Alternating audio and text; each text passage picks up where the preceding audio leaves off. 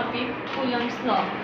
तो Coulomb's law जो है वो बेसिकली एक साइंटिस्ट के नाम पे ही इसका लॉ का जो है वो नाम रखा गया है। हमने पढ़ा था कि हर जो दो बॉडीज़ हैं वो क्या करती हैं, या तो एक दूसरे को अट्रैक्ट करती हैं या फिर एक दूसरे को रिपेल करती हैं, ठीक है।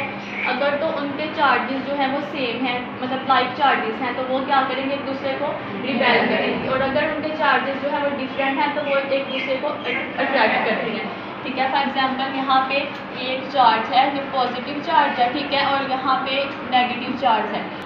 ये पॉजिटिव चार्ज है और ये नेगेटिव चार्ज है। इनके जो चार्जेस हैं वो डिफरेंट हैं, तो इन दोनों ने क्या करना है कि एक दूसरे को अट्रैक्ट करना है।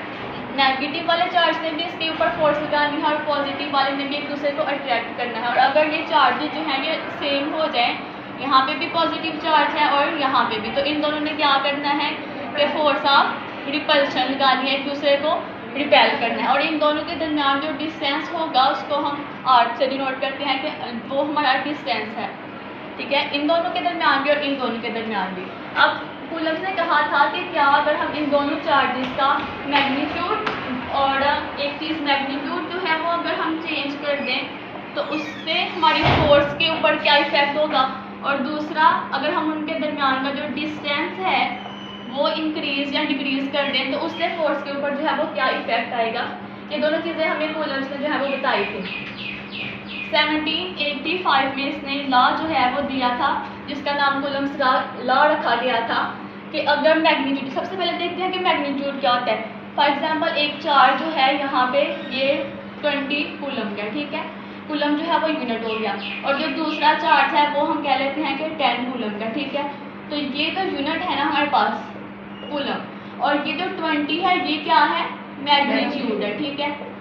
अब अगर ये वाला जो चार्ज है ये फोर्स लगा रहा है इस चार्ज के ऊपर, तो क्योंकि इसका जो मैग्नीट्यूड है वो ज़्यादा है तो इसने क्या करना है कि जल्दी से, अगर हम इसको Q1 कह लेते हैं, इसको Q2 कह लें, Q1 ने क्या करना है जल्दी से Q2 को अपनी तरफ अट्रैक्ट कर लेना है। फोर्स जो है ये वाला चार्ज भी इसके ऊपर लगा रहा होगा, लेकिन क्योंकि इसका मैग्नीट्यूड ज़्यादा है तो इसने जल्दी से उस चार्ज को अपनी तरफ अट्रैक्ट कर लिया, ठीक है। अब इसकी डेफिनेशन देखते हैं कि द फोर्स ऑफ अट्रैक्शन और repulsion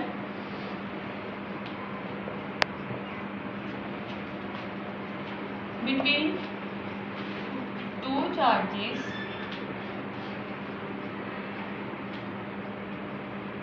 is directly proportional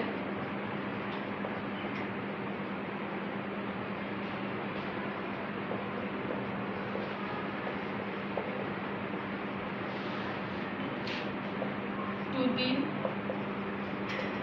product of magnitude of charges and inversely proportional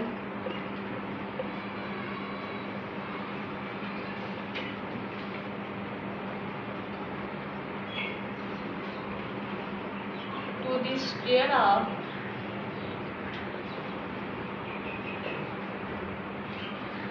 distance between them।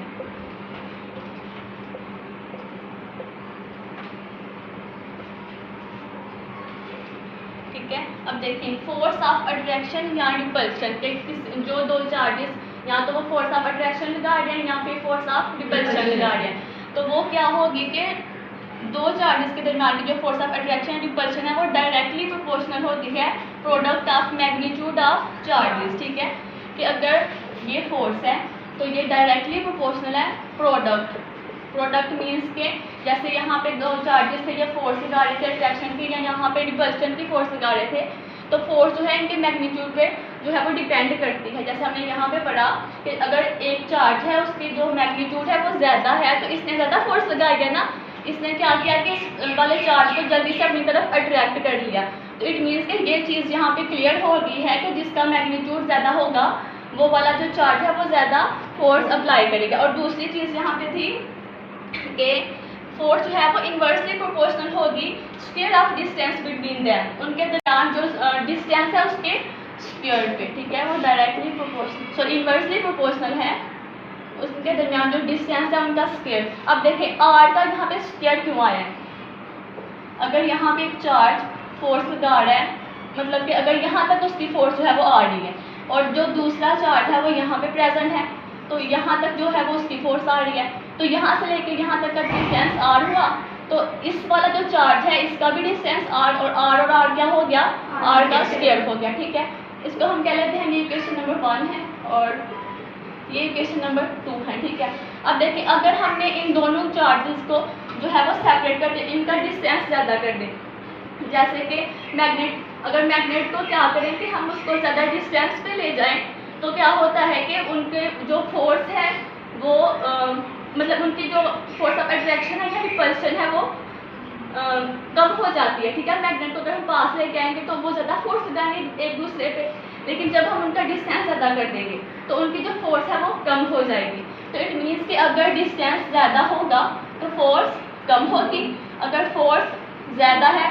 तो डिस्टेंस जो है वो जब कम होगा तभी फोर्स ज़्यादा होगी। अब इन दोनों इक्वेशंस को जो है कंबाइन करते हैं, फोर्स डायरेक्टली प्रोपोर्शनल है Q1 Q2 ओवर R का स्क्वायर हो गया। ठीक है, अब जब ये वाला साइन हमने खत्म करना हो प्रोपोर्शनैलिटी का साइन, तो हम कोई कांस्टेंट ऐड करते हैं। यहाँ पे हम K कांस्टेंट ऐड करेंगे।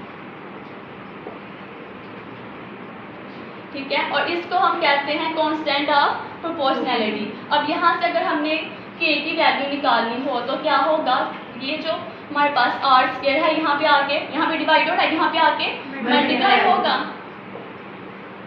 और Q1 और Q2 जो है वो यहाँ पे आके डिवाइड हो जाएंगे। ठीक है, यहाँ से अगर इसका यूनिट कैलकुलेट करना चाहें, फोर्स का जो है वो क्या होता है यूनिट न्यूटन, और R जो है ये डिस्टेंस है, तो डिस्टेंस को हम मेजर करते हैं मीटर में, R का स्क्वायर है तो यहाँ पे मीटर का भी स्क्वायर, और जो कूलम चार्ज है उसका यूनिट होता है कूलम, और ये वाला जो चार्ज है इसका भी कूलम।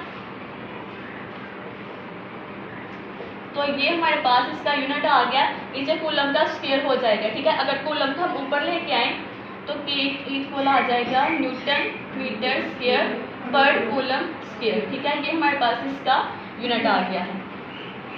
अब लास्ट पे हमारे पास एक पॉइंट बताया हुआ है इन्होंने कि K की वैल्यू जो है वो किस चीज़ पे डिपेंड करेगी। तो K की जो वैल्यू है वो हमारी डिपेंड करती है किसी भी चीज़ के दरमियान जो मीडियम होता है उस पर, कि जो हम दो चार्जेस ले रहे हैं उनके दरमियान मीडियम कौन सा प्रेजेंट है, उनके दरमियान वाटर में है, मतलब कि वो वाटर में पड़े हुए हैं, या उनके दरमियान जो मीडियम है वो स्पेस है या फिर एयर है।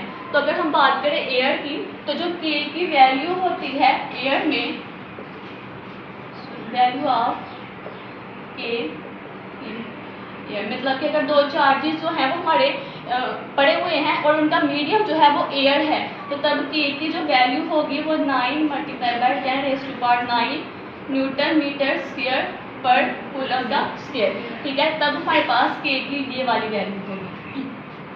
लास्ट पॉइंट है हमारा कि जो कूलम्स लॉ है वो किन चार्जेस के लिए जो है वो एप्लीकेबल है। तो जो हमारा कूलम्स लॉ है वो पॉइंट चार्जेस के लिए जो है वो एप्लीकेबल होते हैं। अब पॉइंट चार्जेस कौन से होते हैं? पॉइंट चार्जेस वो वाले चार्जेस होते हैं जिनका जो साइज है वो स्मॉल होता है। ठीक है, साइज स्मॉल हो।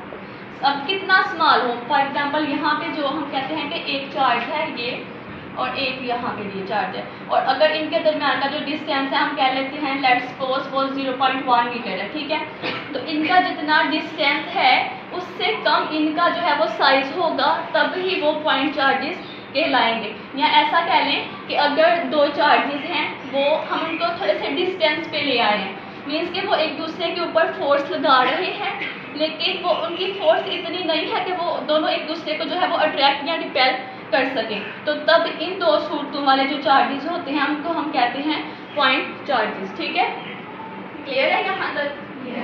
कुछ पूछना आपने?